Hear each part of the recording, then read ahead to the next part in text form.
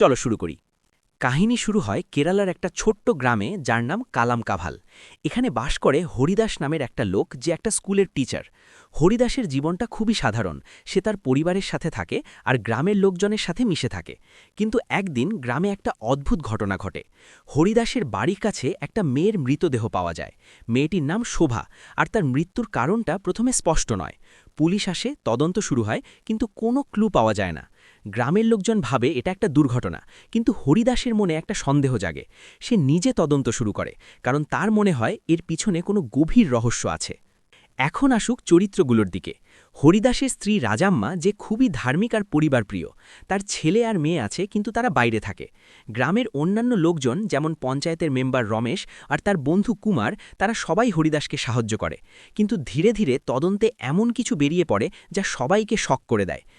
হরিদাস খুঁজে বার করে যে গ্রামে একটা গোপন সম্পর্ক ছিল শোভার আর একজন প্রভাবশালী লোকের। এই সম্পর্কটা গ্রামের সম্মানের ব্যাপারে আঘাত করেছিল, তাই কেউ তাকে খুন করেছে। কাহিনী এগোতে এগোতে আরও টুইস্ট আসে। হরিদাসের তদন্তে বেরিয়ে পড়ে যে খুনির আসল পরিচয়টা খুবই কাছের মানুষ। গ্রামের লোকজনের মধ্যে সন্দেহের ছায়া পড়ে। রমেশকে সন্দেহ হয়, কারণ তার অতীতে একটা অন্ধকার অধ্যায় আছে। কিন্তু হরিদাসের নিজের জীবনও বিপদে পড়ে। তার পরিবারকে হুমকি দেওয়া হয়। শোভার ডায়েরি থেকে জানা যায় যে সে গর্ভবতী ছিল, আর খুনটা ইচ্ছাকৃত ছিল।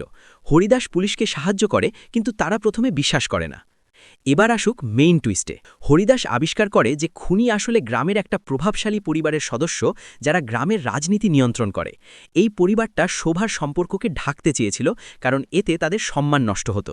তদন্তের শেষে হরিদাস খুনিকে ধরতে সাহায্য করে, কিন্তু এতে তার নিজের জীবন বিপন্ন হয়।